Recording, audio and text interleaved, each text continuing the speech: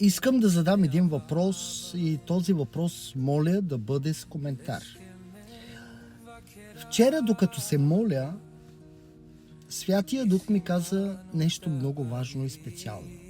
Каза ми, че в махалите, които живеем,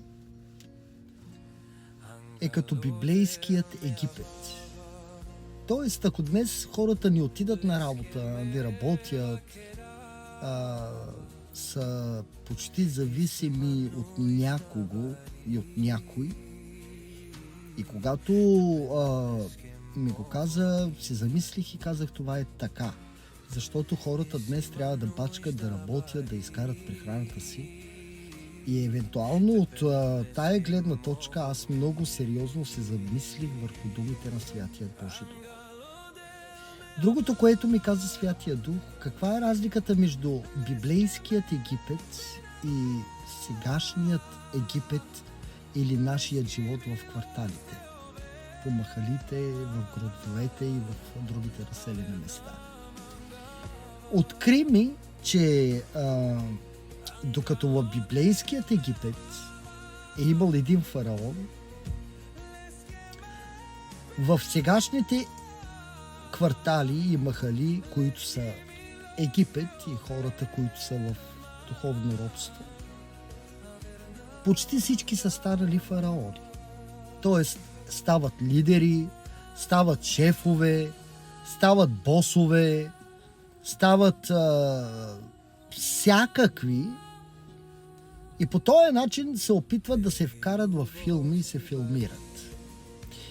И мислите ли, че както ми е открил Святия Дух между библейският Египет и сегашният Египет, който всъщност чака своето се време на изпращане на един духовен видоводач, лидер, като нас, лидери,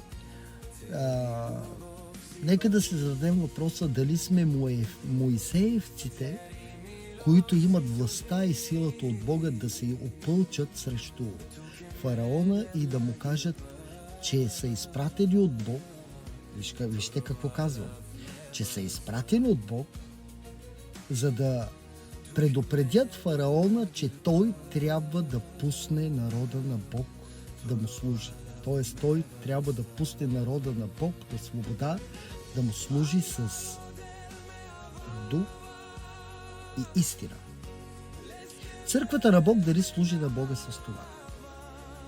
Нека да се зададем въпроса дали те са в свободата, за която са били призовани или предопределени, или все още като църква продължават да бъдат под влиянието на фараони, на хора, които се опитват да ги държат в зависимост.